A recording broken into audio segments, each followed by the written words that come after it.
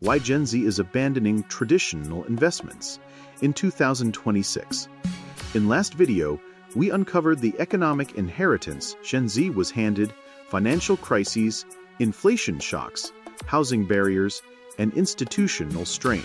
We examined the weakening confidence in the traditional 60-40 portfolio, the strategy that defined modern investing for decades.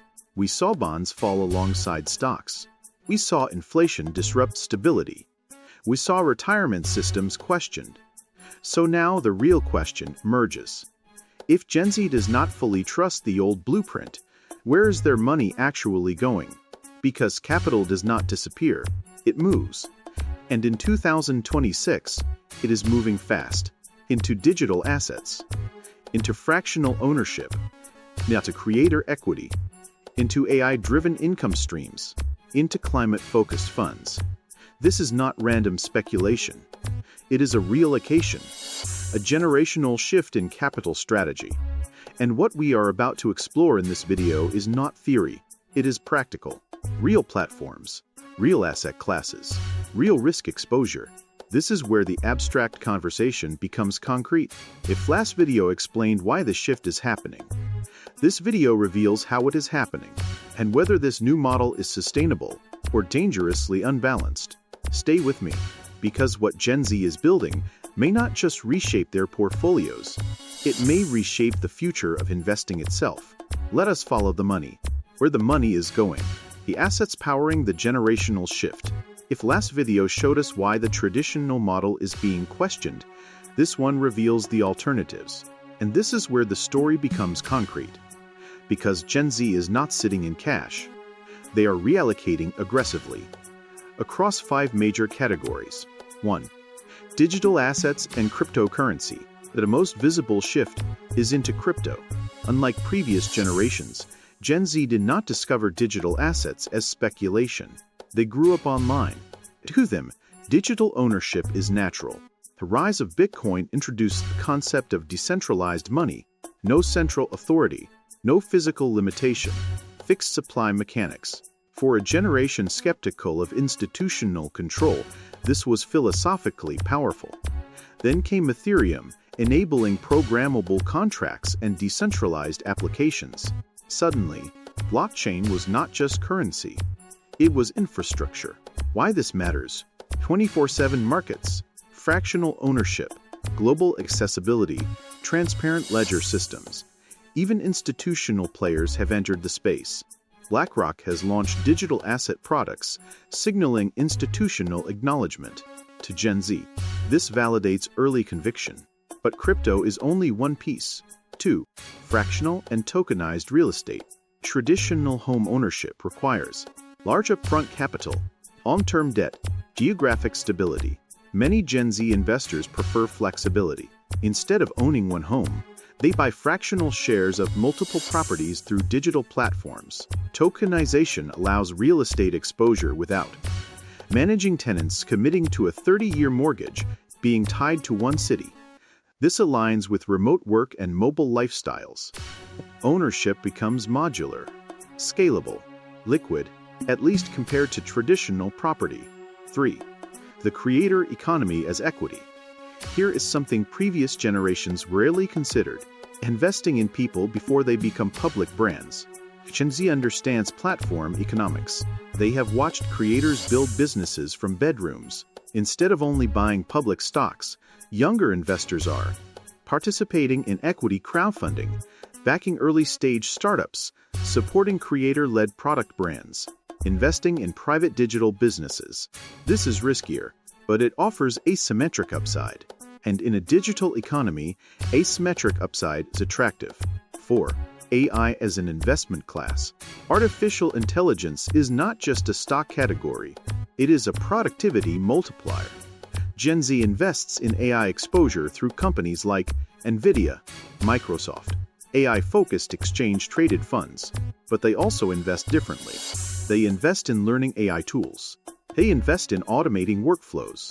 They invest in building AI-powered income streams. Human capital becomes a financial asset. And that may be one of the most important shifts of all. 5. Exchange-traded funds and climate exposure. For Gen Z, Sustainability is not optional. It is essential. They often allocate toward clean energy funds, climate technology companies, environmental, social, and governance, screened exchange-traded funds. Leaders like Kristalina Georgieva of the International Monetary Fund have emphasized that climate risk is financial risk. When global institutions frame sustainability as economic reality, younger investors align capital accordingly. So now we see the pattern. Gen Z portfolios are more digital, more flexible, more experimental, more values-aligned, and often more volatile. But here is the critical question. Are these allocations visionary or dangerously exposed? In the next section of this video, we will compare to real-world portfolio case studies and examine performance, risk, and long-term sustainability. Stay with me, because this is where strategy meets reality. The risks no one talks about, volatility, illusion, and the hidden dangers of the new investment era. We followed the money before now. We saw capital flowing into crypto, tokenized real estate, creator equity, AI-driven opportunities, environmental, social, and governance-focused funds. It was dynamic, innovative, forward-looking. But every financial revolution carries risk. And this is where the conversation must become serious. Because abandoning traditional models without understanding the downside can be costly, very costly. Let us examine the risks most people do not discuss when celebrating the generational shift. 1. Volatility risk, the emotional cost of exponential assets. Digital assets offer asymmetric upside, but they also deliver asymmetric drawdowns. Consider Bitcoin. Its history includes multiple declines exceeding 70%. For a long-term believer, this may be acceptable, but for an inexperienced investor allocating too heavily, that kind of volatility can erase confidence and capital. The same applies to growth stocks. Companies like Tesla and high-growth tech names have experienced dramatic swings. Volatility is not inherently bad, but concentrated exposure amplifies emotional decision-making, and emotional investing rarely ends well. Gen Z's higher tolerance for risk is rational from a time horizon perspective, but tolerance is different from resilience. When markets drop 50%, conviction is tested. 2. The illusion of liquidity. Many modern platforms advertise instant access. Tap, trade, done. But liquidity is contextual. Crypto markets trade 24/7, but during panic events, spreads widen dramatically. Private equity and crowdfunding investments can lock capital for years. Fractional real estate may not always provide instant exits. Liquidity feels abundant until it disappears. Traditional assets, despite their flaws, often operate within regulated frameworks with predictable settlement systems. Newer markets can behave unpredictably during stress. This is not a dismissal. It is a reminder. Liquidity is most valuable when markets are unstable. 3. Regulatory risk. The rule book is still being written. One of the largest uncertainties in alternative investing is regulation. HCCs like the U.S. Securities and Exchange Commission continue refining digital asset policies. Governments worldwide are debating how to classify cryptocurrencies. Are they securities, commodities, currencies? Policy clarity affects pricing. When regulatory headlines break, markets react instantly. Even large institutions entering the space, such as BlackRock, operate within evolving frameworks. For young investors, regulatory shifts can feel sudden, but they are part of financial evolution. Understanding this risk is critical. 4. Overtrading and the gamification trap. Gen Z grew up with interactive systems. Trading apps leverage notifications, streaks, charts, social feeds. This increases engagement. But research in behavioral finance shows frequent trading often reduces long-term returns. When investing becomes entertainment, discipline declines. A dopamine loop of quick wins can overshadow strategy. This does not mean active trading is always wrong. It means self-awareness is essential. A disciplined strategy executed consistently often outperforms reactive decision-making. 5. Concentration risk disguised as innovation. Many Gen Z portfolios contain heavy exposure to technology, crypto, startups, AI. These sectors are correlated. When risk appetite declines, they often decline together. Perception of diversification can mask underlying concentration. True diversification involves different asset classes, different economic sensitivities, different liquidity profiles. Innovation without diversification becomes fragility. 6. The startup equity reality. Crowdfunding and early-stage investments feel empowering, supporting founders, backing new ideas, participating early. But statistically, most startups fail. Venture capital works because of power law returns. A few massive winners offset many losses. For individual investors without institutional-level diversification, exposure must be limited. Otherwise, enthusiasm becomes overexposure. 7. ESG performance gaps. Values-driven investing is important. But ESG funds do not automatically outperform. Market cycles shift leadership. Energy transitions take time.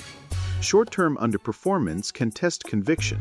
Leaders like Kristalina Georgieva of the International Monetary Fund emphasize that climate risk is financial risk.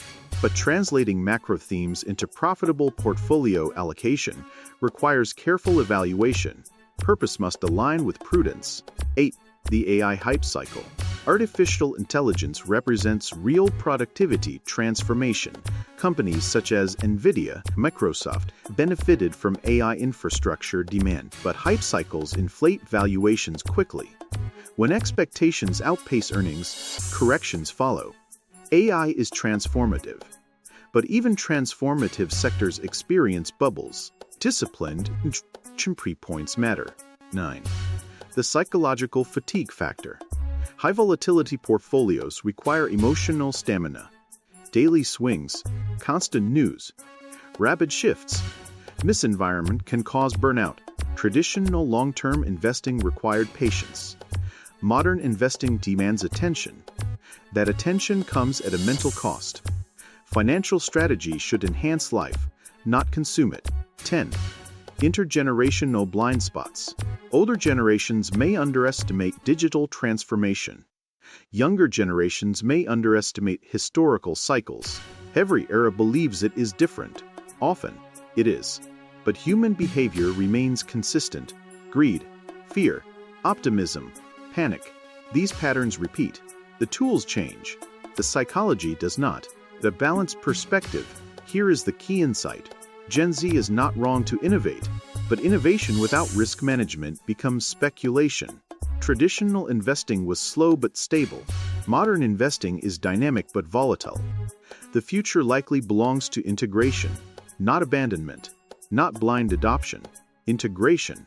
And that leads us to the final session, because if we combine the stability of the past with the innovation of the present, what does the optimal portfolio of 2026 actually look like? The hybrid future.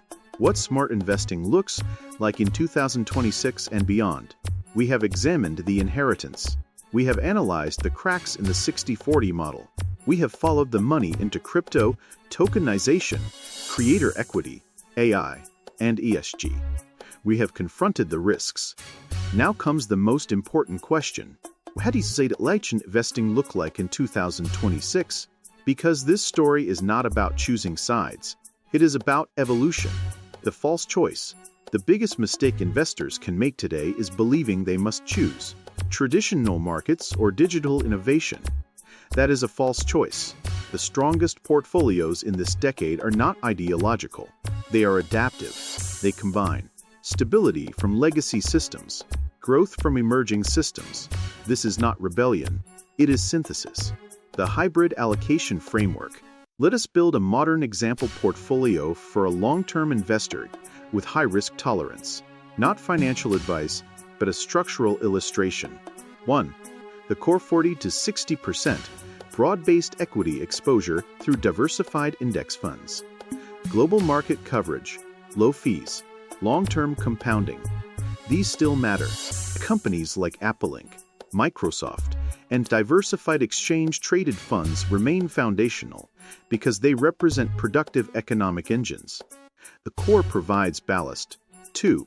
The innovation layer 15 to 30%. Selective exposure to digital assets such as Bitcoin, Ethereum. These represent decentralized monetary networks and programmable infrastructure. Positions, sizing matters. High upside, high volatility. This layer introduces asymmetric growth potential without dominating the portfolio. 3. The opportunity layer 10 to 20%.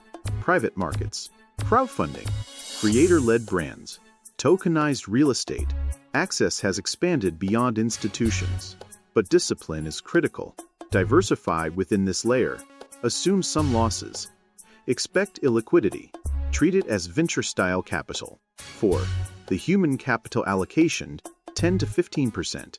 This is the most underestimated investment of all.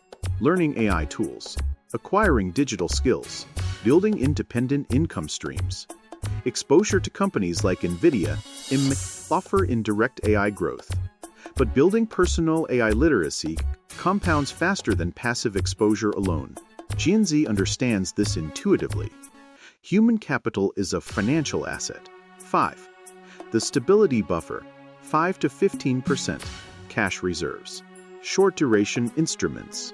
Not glamorous, but essential. Liquidity provides optionality. Optionality is power. Institutional convergence. The most interesting development in 2026 is this. Institutions are adapting.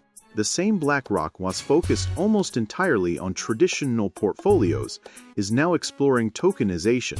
Regulators like the U.S. Securities and Exchange Commission are refining digital frameworks rather than ignoring them.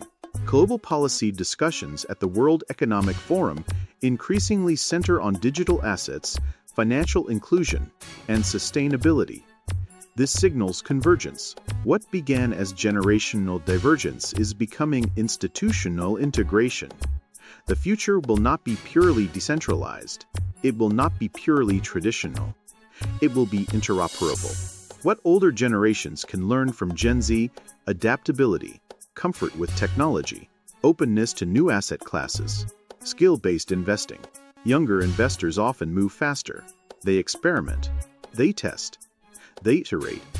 That agility has value. What Gen Z can learn from older generations: patience, risk management, diversification discipline, emotional control during downturns. Long-term wealth is built more often by endurance than by speed. Compounding still wins, even in a digital world. The defining question: is Gen Z abandoning traditional investments? Not entirely. They are reducing dependence. They are diversifying across systems. They are hedging against institutional fragility. They are reallocating toward flexibility. This is not recklessness. It is adaptation to a world that feels less predictable. Every financial era feels revolutionary while it is happening. The railroad era, the industrial era, the dot-com era, the digital asset era. But wealth has always rewarded those who combine innovation with discipline. The future of wealth. Here is the most balanced conclusion. Traditional investing is not obsolete, but it is no longer sufficient alone. Digital assets are not guaranteed. They are no longer dismissible. The future belongs to investors who understand both worlds and build bridges between them, because the real transformation is not happening in one asset class.